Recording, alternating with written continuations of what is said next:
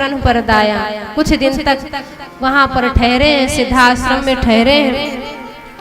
अच्छा, कुछ दिन कितने दिन, तो कुछ विद्वानों ने कहा 3 दिन रुके हैं, इसके बाद वहां से प्रस्थान किए। किसी ने कहा कि 5 दिन रुके हैं, किसी ने कहा 7 दिन।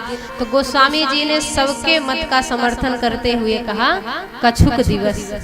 कछुक दिवस तहाँ रघुराया, रहे कीन विप्रन पर दाया। बड़ी कृपा किए। अब इसके बाद पत्रिका आ गई। पत्रिका कहाँ से आई है, तो जनकपुर से। जनक राज जी ने पत्रिका भेजी है, विश्वामित्र जी को बुलाया है। विश्वामित्र जी को किस लिए बुलाए हैं? श्री जनक जी महाराज एक बड़े यज्ञ का आयोजन किए हैं, जिसका नाम है धनुष यज्ञ। और इस यज्ञ में होगा क्या, जो शिव जी के पिनाक पर प्रदंजा चढ़ा देगा, उसके साथ श्री जानकी जी का विवाह होगा। श्री जनक जी ने ढिंढोरा पिटवा दिया है कि जिनको जिनको श्री जानकी जी अपनी पत्नी के रूप में चाहिए और जो हमारा संकल्प पूरा करे, प्रण पूरा करे, वो आ जाए। परंतु उन्होंने विश्वामित्र जी के पास पत्रिका भेजी है। इसका कारण क्या है? इसका कारण ये है कि जब श्री किशोरी जी बाल्यावस्था में थी, तो एक दिन जनक राज जी ने देखा कि जिस धनुष के लिए हजारों लोग लगते हैं, उसी धनुष को जानकी जी ने, मेरी बेटी ने सहज में ही उठा दिया। बहुत आश्चर्य हो गया। श्री नारद जी ने आकर के बताया कि महाराज, ये कोई साधारण कन्या नहीं है, महालक्ष्मी है, महालक्ष्मी। अच्छा, तो हम इनका विवाह किससे करेंगे? नारद जी ने कहा जो ब्रह्म होंगे, ब्रह्म के साथ ही इनका विवाह होगा। अब जनक राज जी को बड़ी चिंता हो गई कि हम ब्रह्म को पहचानेंगे कैसे। तो शिव जी ने कहा कि एक काम करिए, आप धनुष को प्रतिज्ञा करके रखिए, जो इस धनुष पर प्रदंजा चढ़ा देगा वही ब्रह्म होगा, और उसी के साथ आप अपनी पुत्री का विवाह कर दीजिएगा। इसी से ब्रह्म की पहचान होगी। तो जनक जी को बड़ी चिंता है कि ब्रह्म की पहचान कराएंगे कौन, कैसे हम जान पाएंगे, क्योंकि इतने ज्ञानी तो हम हैं नहीं। यद्यपि जनक राज जी महान ज्ञानी हैं, परंतु भक्ति में ये विनम्रता होती ही है कि वो कभी अपने आप को श्रेष्ठ नहीं मानते। तो श्री जनक राज जी महाराज ऐसे ही परम ज्ञानी हैं। सोचने लगे ब्रह्म को मैं कैसे जान पाऊंगा। शिव जी ने कहा कि आप धनुष यज्ञ कीजिए, आयोजन कीजिएगा, देश विदेश के राजा महाराजा आएंगे, उसमें ब्रह्म का भी आगमन होगा। जनक राज जी ने पूछा, हे महादेव, हम ब्रह्म को पहचानेंगे कैसे? कहीं ऐसा ना हो कि ब्रह्म हमारी आंखों से बच के निकल जाए, हम जान ना पाए। तो शिव जी ने कहा कि राजन, आप एक काम करिए, श्री विश्वामित्र जी को पत्रिका लिखकर भिजवाइए, क्योंकि इस समय पृथ्वी पर विश्वामित्र जी के समान कोई ज्ञानी नहीं है। विश्वामित्र महामुनि ज्ञानी, वो ब्रह्म का परिचय कराएंगे। तो पत्रिका को श्री विश्वामित्र जी के पास जनक जी ने इसीलिए भिजवाया है जिससे ब्रह्म का परिचय पा सके। परंतु यहाँ तो सब और सुंदर हो गया। परिचय कौन कहे? विश्वामित्र जी स्वयं ब्रह्म को लेकर के ही पहुंचे हैं। पत्रिका मिली, विश्वामित्र जी ने कहा कि हे राम, हमारा यहाँ का यज्ञ तो पूर्ण हो गया, पर अभी एक यज्ञ और बाकी है। अच्छा, हे गुरुदेव, वो यज्ञ कहाँ है? तो विश्वामित्र जी ने कहा जनकपुर में। जनकपुर में कौन सा यज्ञ है? गुरु जी ने कहा धनुष यज्ञ है। तो धनुष यज्ञ सुनि रघुकुल नाथा, धनुष यज्ञ सुनि रघुकुल नाथा, हरषि चले मुनिवर के साथ, हरषि चले मुनिवर के साथ। चलते जा रहे हैं, परंतु उन्होंने देखा कि एक ऐसा ऐसा वन आया, जंगल आया, जहाँ पर उस जंगल में एक आश्रम है, पर कहीं कोई दिखता नहीं। आश्रम एक दीप मगमाही, आश्रम एक दीप मगमाही।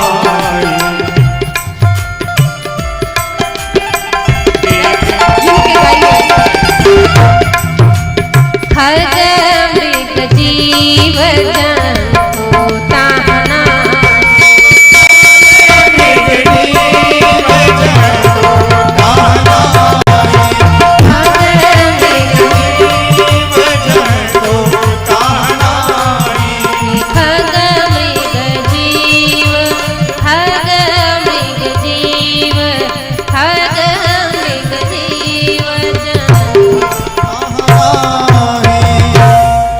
आश्रम में एक दिखा, वहाँ पर कहीं कोई दिखता नहीं, खग मृग जीव जंतु तहनाई, कहीं कोई दिखता नहीं, कोई है ही नहीं, केवल एक आश्रम है। आश्रम के द्वार पर एक शिला पड़ी है, देखकर ऐसा लगता है जैसे कोई साधना में लीन हो। श्री राम जी ने पूछा कि ये आश्रम है किसका गुरुवर, और ये शिला जो पड़ी हुई है देखकर लगता है जैसे कोई तप कर रहा हो। तब गुरु जी ने सारी बात बताई। मुस्कुराने लगे विश्वामित्र जी कि श्री राम जी तो अंतर्यामी हैं, सब कुछ जान रहे हैं, पर ऐसी लीला करते हैं कि जैसे लगता है कुछ जानते ही नहीं। हे राम, ये आश्रम श्री गौतम जी का है। उनकी पत्नी का नाम था अहिल्या। अहिल्या इतनी सुंदर थी, पितामह ब्रह्मा जी ने उनकी रचना की थी, बहुत सुंदर थी। गौतम जी को सब प्रकार से योग्य जान करके श्री ब्रह्मा जी ने अपनी पुत्री अहिल्या का विवाह गौतम जी के साथ कर दिया। अहिल्या जी के स्वरूप पर इंद्र की कुदृष्टि बहुत काल से थी। फिर एक दिन हुआ क्या, इंद्र ने अर्धरात्रि में ही चंद्रमा को आदेश किया, तो चंद्रमा मुर्गा बन करके बाग लगा दी, आवाज लगाए। तो गौतम जी को लगा कि प्रातः काल हो गया, मुझे स्नान के लिए गंगा जी पर चले जाना चाहिए। अपना कमंडल उठाए चल दिए, और इधर इंद्र ने क्या किया, गौतम जी का ही वेश बना करके और फिर अहिल्या जी के साथ छल किया, उनके सतीत्व को भंग किया है। गौतम जी जब गंगा जी के तट पर पहुंचे हैं तो गंगा जी ने गौतम जी से कहा कि हे मुनिवर, आप तो रोज ब्रह्म मुहूर्त में स्नान के लिए आते थे, अभी ब्रह्म मुहूर्त तो आया नहीं, इतनी रात्रि में आप स्नान करने चले आए। जल्दी ही आश्रम पर वापस लौट जाइए, क्योंकि कुछ अनुचित होने वाला है। गौतम जी से जब गंगा मैया ने ऐसा कहा, गौतम जी वापस आए। उन्होंने देखा क्या, उनके ही स्वरूप में एक दूसरा पुरुष उनके आश्रम से बाहर जा रहा है, कुटिया से बाहर निकल रहा है। ये है कौन? गौतम जी ने अपने तपोबल से जान लिया कि ये कोई और नहीं, इंद्र है। उसने अहिल्या जी के सतीत्व को भंग किया है। तो गौतम जी ने इंद्र को श्राप दे दिया कि तू इतना कामी पुरुष है, मैं तुझे श्राप देता हूँ, तेरे शरीर पर सहस्त्रों जननांग विकसित हो जाए। अहिल्या जी की भी मानो इसमें सहमति थी, इस पाप कर्म में, इसलिए गौतम जी ने उनको भी श्राप दिया कि ऐसा पाप कर्म करते समय तेरा हृदय पाषाण का नहीं हो गया, मैं तुझे श्राप देता हूँ कि तू पत्थर बन जा, शिला बन जा, और शिला बन करके यही आश्रम के द्वार पर रह, और आज के बाद यहाँ पर किसी खग मृग जीव जंतु का प्रवेश ही नहीं होगा। क्योंकि अहिल्या जी ने कहा, हे नाथ, एक पुरुष ने मुझे छू लिया तो आपने मुझे पाषाण बन जाने का, शिला बन जाने का श्राप दे दिया। अब वन में अनेकों जीव जंतु आकर के मुझे स्पर्श करेंगे, तब क्या होगा? तो गौतम जी ने कहा, मैं पूरे वन प्रदेश को मंत्र से अभिमंत्रित कर दे रहा हूँ, आज के बाद यहाँ किसी खग मृग जीव जंतु का प्रवेश ही नहीं होगा।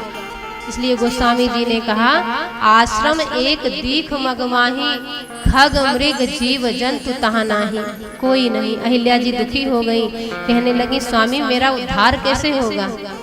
गौतम जी ने कहा, स्वयं श्री रामचंद्र जी तेरा उद्धार करेंगे, उनके द्वारा तेरा उद्धार होगा। और इंद्र ने पूछा, मेरा उद्धार कैसे होगा? क्योंकि अब अपने गलती का एहसास हुआ, बड़ा पश्चाताप हुआ। तो गौतम जी ने कहा, जब श्री राम जी दूल्हा वेश में सजेंगे और तू उनका दर्शन करेगा तो मेरा श्राप वरदान में बदल जाएगा, अर्थात सहस्त्रों जननांग सहस्त्रों नेत्रों में बदल जाएंगे। विश्वामित्र जी कहते हैं कि हे रघुनंदन, गौतम जी के श्राप के कारण अहिल्या जी शिला बन गई हैं।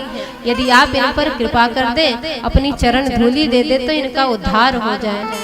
गौतम नारी श्राप बस उपल देह हरि, गौतम नारी श्राप बस उपल देह हरि, चरण कमल रज चाहते कृपा करहु रघुबीर, चरण कमल रज चाहती कृपा करहु रघुबीर, कृपा करहु रघुबीर, कृपा करहु रघुबीर।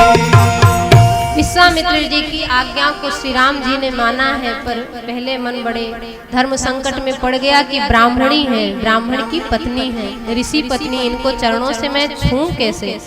क्योंकि मैं ठहरा क्षत्रिय, क्षत्रिय होकर के ब्राह्मण पत्नी को, एक ब्राह्मणी को मैं चरणों से छू दूं, तो मेरा पाप बन जाएगा, पर इनका उद्धार भी करना है, मैं करूं क्या? विश्वामित्र जी ने फिर कहा कि चरण कमल रज चाहती कृपा करहु रघुवीर। आप तो रघुवीर हैं, कृपा कर दीजिए। श्री राम जी अहिल्या जी का उद्धार करने के लिए अपने चरणों को उठाए, क्योंकि अहिल्या जी ने भी प्रार्थना की है। विष्णु पुराण में वर्णन है कि अहिल्या माता ने स्वयं प्रार्थना की है कि हे नाथ मुझ पर कृपा करें, मुझे अपना चरण रज प्रदान करें। श्री राम जी ने चरण को उठाया है रज प्रदान करने के लिए, धूलि प्रदान करने के लिए। प्रभु मर्यादा की रक्षा करते हैं, धर्म के अवतार है भगवान श्री राम जी, इसलिए धर्म की धुरी को धारण किए हुए, तो उनके धर्म की रक्षा के लिए वायु का वेग इतना तीव्र हुआ कि श्री राम जी के चरणों से रज छूटकर अहिल्या जी के शीश पर गिरा है। चरण रज जैसे ही शीश पर गिरा, उद्धार हुआ। अहिल्या जी सिर झुकाई थी और जैसे उन्होंने सिर उठाया तो श्री राम जी के चरणों से स्पर्श हो गया। आहा, पर सतपद पावन शोक न सावन, प्रगट भई तप पुंज सही। बोलिए भक्तवत्सल भगवान की। श्री राम जी के चरण कमल का स्पर्श प्राप्त हो गया। देखत रघुनायक जन सुखदायक, सन्मुख होई कर जोरी रही। सामने हाथ जोड़ करके खड़ी हो गई, कल्याण हो गया।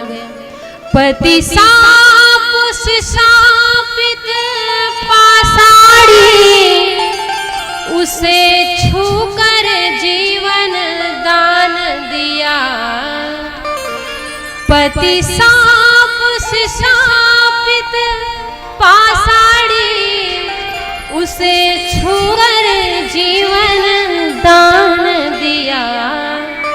स्मरण अहिल्या करती है, उपकार तुम्हारे चरणों का हम दीन जनों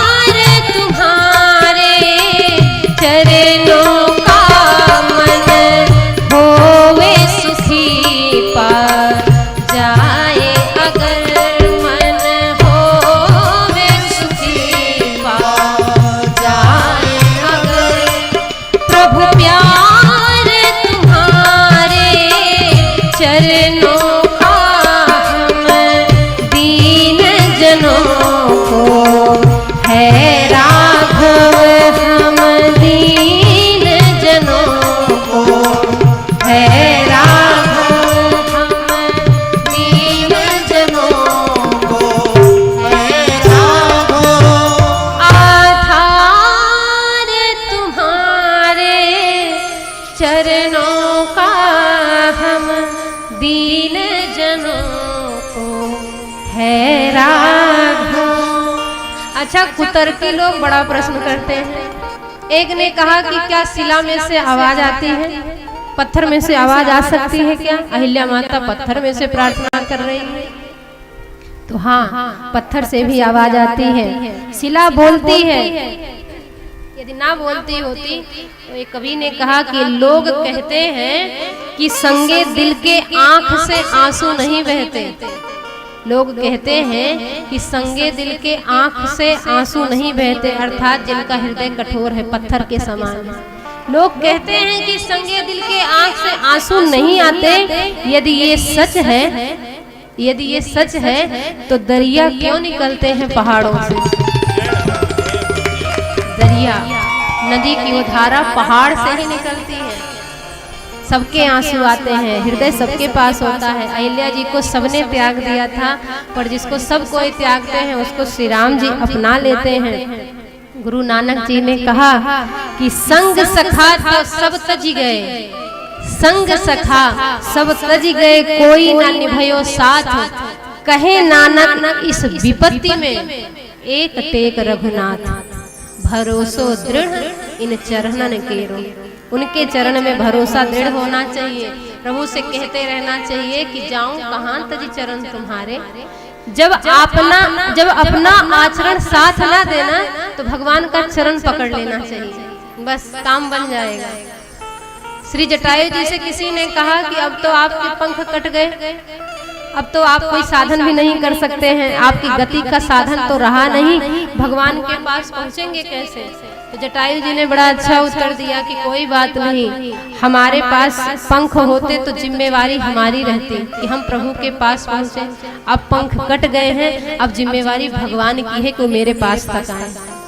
अब उनकी जिम्मेदारी बन गई। कहने का तात्पर्य ये है कि साधनहीन को भगवान सबसे पहले मिलते हैं, बस समर्पण होना चाहिए। तेरी रहमतों ने जो दिया गुनहगारों का साथ, तेरी रहमतों ने जो दिया गुनहगारों का साथ, तो चीख उठे बेगुनाह कि हम भी गुनहगारों में हैं, हम भी गुनहगारों में, हम पर भी कृपा कीजिए। खुली छतों के चिराग कब के बुझ गए होते, खुली छतों के नीचे जलने वाले चिराग कब के बुझ गए होते। कोई तो है जो हवाओं के हाथ थाम रखा है, वो एक सत्ता है जिसका कोई नहीं, बस वही है। एक तो श्री अहिल्या जी की प्रार्थना को भगवान ने स्वीकार किया। यही भांति सिधारे गौतम नारी, बार बार हरि चरण परे। बार बार प्रणाम की, क्यों? क्योंकि जो अति मन भावा सो बरु पावा, गई पति लोक आनंद भरे। भगवान ने श्री अहिल्या माता का उद्धार कर दिया। बोलिए भक्त वत्सल भगवान की। श्री राम जी जब से अयोध्या जी से चले थे तो बड़े प्रसन्न थे। पुरुष सिंह दो वीर हरसि चले, मुनि भय हरन हर्षित होकर के चले। फिर धनुष यज्ञ सुनि रघुकुल नाथा, हरसि चले मुनिवर के साथ, हर्षित थे। परंतु अहिल्या माता के उद्धार करने के बाद हर्षित नहीं है, बड़े दुखी हैं। क्यों? सोच रहे हैं कि मेरे चरणों से एक ब्राह्मणी का स्पर्श हो गया, मैंने अपने चरणों से ब्राह्मणी को छू दिया, बड़ा पाप हो गया है मुझसे, इसलिए बड़े दुखी हैं। तब तक उन्होंने देखा चलते चलते चलते चलते एक नदी आ गई। ये नदी कौन सी है? तो गुरुदेव भगवान ने बताया कि ये गंगा जी है। क्योंकि श्री राम जी को पता नहीं है कि ये कौन नदी है। विश्वामित्र जी मुस्कुराते हैं, वाह प्रभु अद्भुत लीला है, आपके ही चरणों से ये प्रकटी हैं और आप ही पूछते हैं कि ये कौन नदी है। चले राम लक्ष्मण मुनि संगा, चले राम लक्ष्मण मुनि संगा, गए जहाँ जग पावन गंगा, गए जहाँ जग पावन गंगा। गाथी सुनो सब कथा सुनाई, गाथी सुनो सब कथा सुनाई, जेहि प्रकार सुरसरी महियाई, जेहि प्रकार सुरसरी महियाई, जेहि प्रकार सुरसरी महियाई, जेहि प्रकार सुरसरी। महियाई। गंगा जी के पास में पहुंचे, विश्वामित्र जी से पूछते हैं कि ये कौन सी नदी है। तो विश्वामित्र जी ने कहा कि हे राम ये गंगा जी। अच्छा आई कहाँ से है? विश्वामित्र जी मुस्कुराने लगे, कहने लगे कि हे राम इनके आने का कारण सुनिए, कहाँ से आई हैं सो आप जानते हैं। कारण ये है कि आपके ही पूर्वज महाराज सगर के 60,000 पुत्र कपिल मुनि के श्राप से जलकर के भस्म हो गए थे। उनके उद्धार के लिए आपके ही पूर्वज महाराज भगीरथ ने कठिन तप किया है। उनके तप से प्रसन्न होकर के माँ गंगा इस भूमि पर आई, जिससे आपके पूर्वजों का उद्धार हुआ है। और जगत में जितने पतित जीव हैं इनका दर्शन प्राप्त करके पाप मुक्त हो जाते हैं, उनके सारे पाप समाप्त हो जाते हैं। आपके चरणों की निर्मल भक्ति प्राप्त हो जाती है, क्योंकि बस बात को गुप्त रख लिया, आपके चरणों से ही ये आई हैं। जो भगवान के चरणों से आई हैं वे भगवान के ही चरणों में लगाती हैं। गंगा मैया ऐसी हैं आहा, स्नान कर लिया, स्नान ना किया, यहीं से ध्यान कर रहे हैं ना, मन बड़ा गदगद हो रहा है, समझिए पाप नष्ट हो गए। माँ गंगा का स्मरण होते ही मन गदगद होने लगे तो समझिए सारे पाप दूर हो गए। श्री राम जी ने कहा अच्छा और ये क्या क्या करती हैं? विश्वामित्र जी ने कहा बस स्नान कर लिया जीव पवित्र हो गया। श्री राम जी विलंब नहीं किए, प्रणाम किए और कूद पड़े।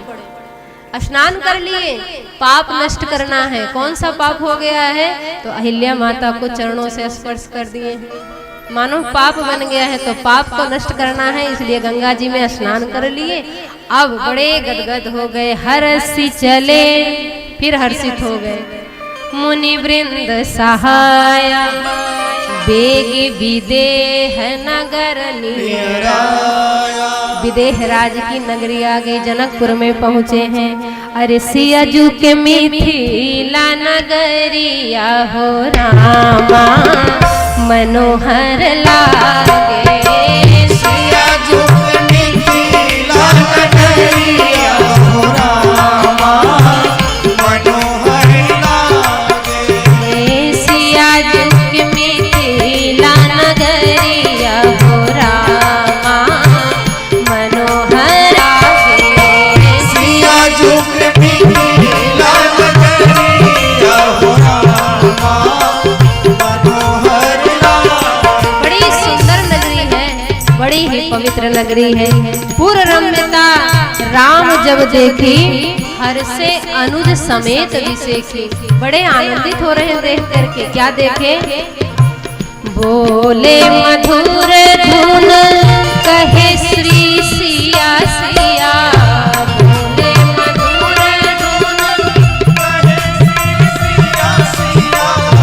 बोले मधुर धुन कहे श्री सिया सिया।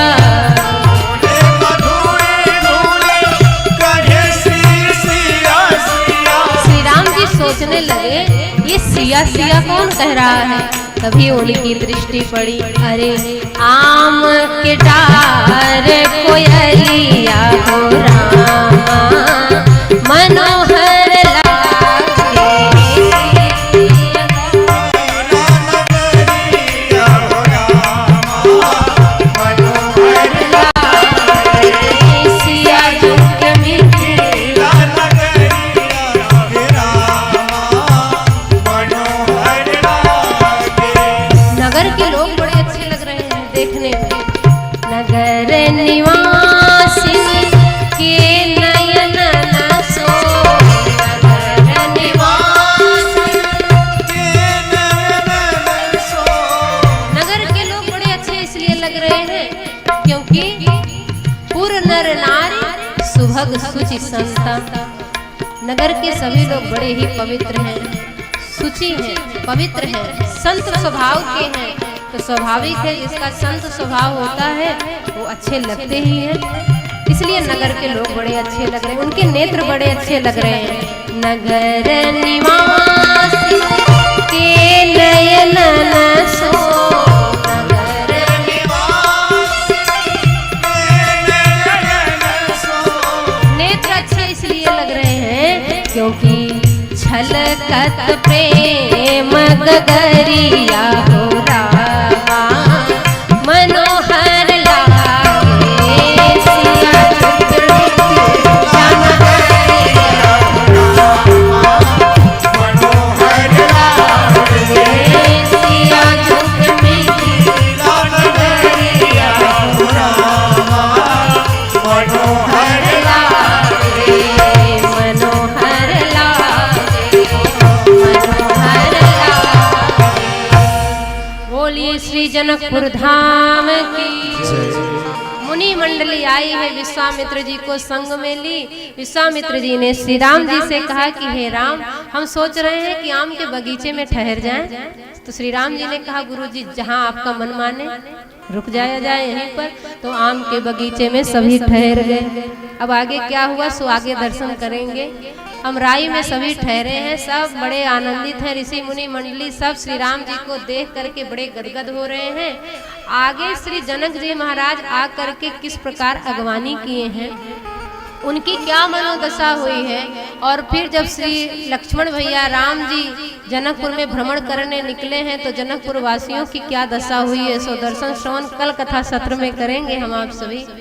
साथ ही साथ श्री राम जी ने महाराज जनक की प्रतिज्ञा को किस प्रकार से पूरा किया है। धनुष पर प्रत्यंजा चढ़ा दिया, जानकी जी के साथ उनका विवाह परसों होगा, कल केवल जयमाल होगा।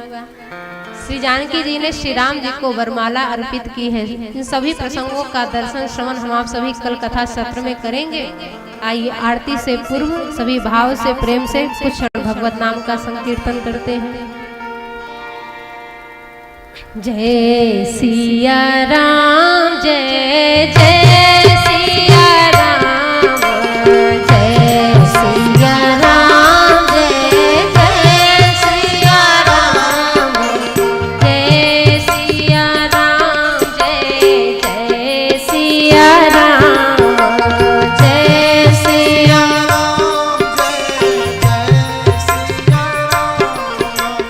जय सिया राम, जय जय सिया राम, जय सिया राम, जय सिया राम, जय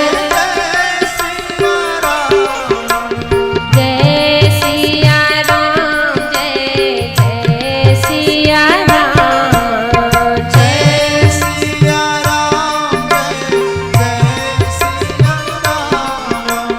जय सिया राम, जय जय सिया राम, जय सिया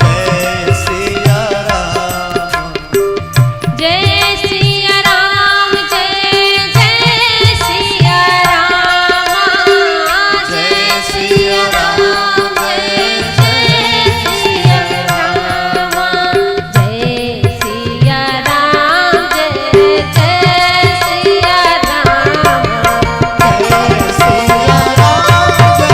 सिया जय सिया राम, जय जय सिया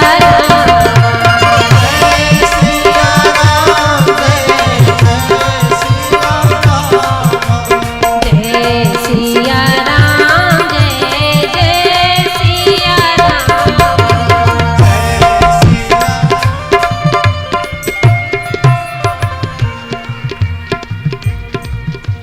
और जोर से गाइए।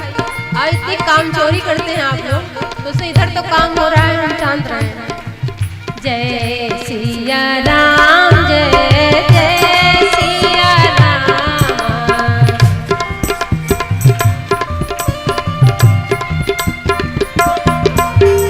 जय सिया राम, जय जय सिया राम।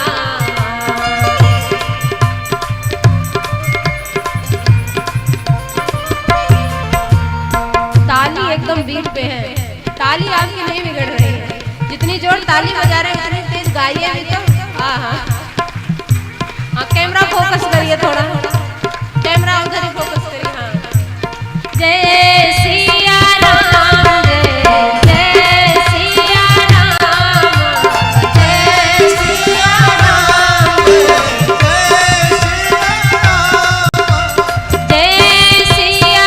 राम, जय जय सिया राम, जय सिया राम, जय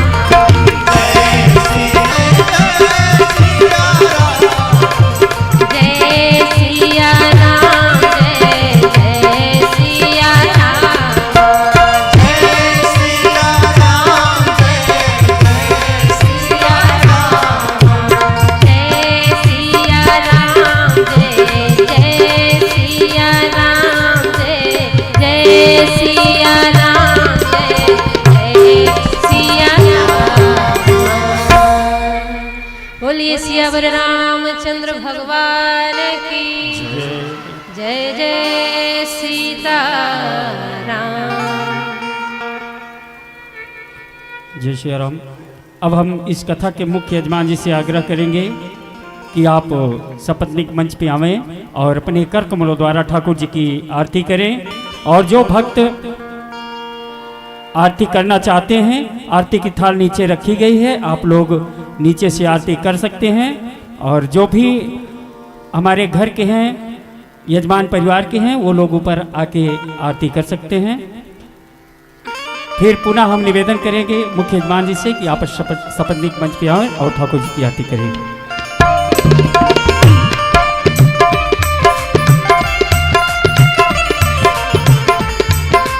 हरि ओम हरिदगुं गवे प्रजननम में अस्तु दशवेदगुं सबगणगुं स्वस्ते आत्मसनि प्रजासनि पशुसनि लोकसन्यभयसनि अग्निं प्रजां बहुलां मे करोत्वन्नं पयोरेतु अस्मासु दत्तः चन्द्रमः मनसो जातः चक्षुः सूर्यो अजायत श्रोत्रद्वायश्च प्राणश्च मुखादि अग्निरजायत। आरती अवध बिहारी की लखन सिया जनक दुलारी की। आरती अवध बिहारी की लखन सिया जनक दुलारी की। आरती अवध बिहारी की लखन सिया जनक दुलारी की। आरती अवध बिहारी की लखन सिया जनक दुलारी की। शीश पर किरीट मुकुट सोहे, शीश पर किरीट मुकुट सोहे।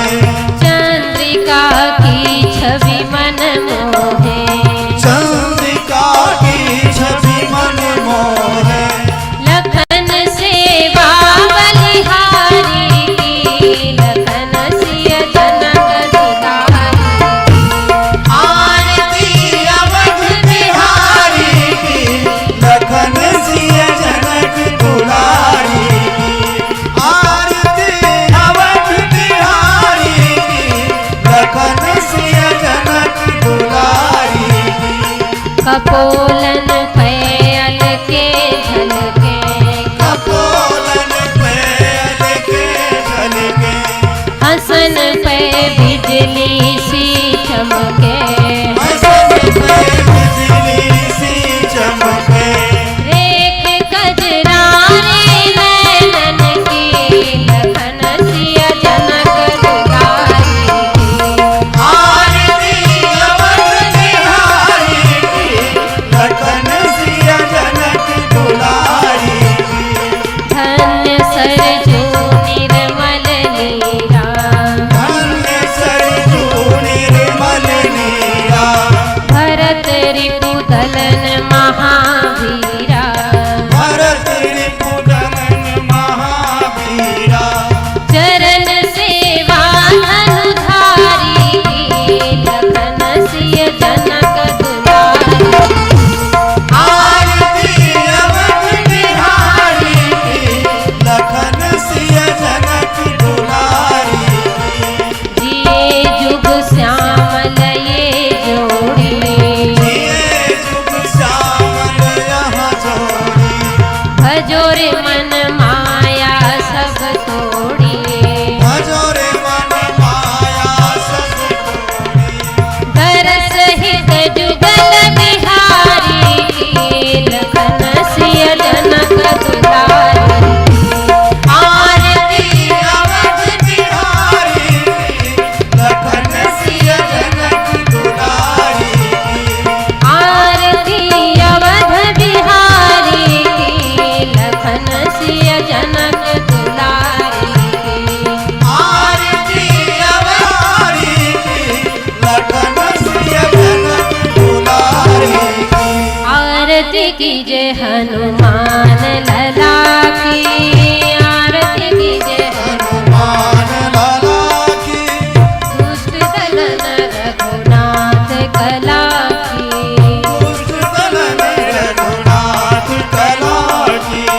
जाके बल से गिरिवर कांपे, रोग दोष जाकर विकट न जावे। अंजनी पुत्र महाबलदाई।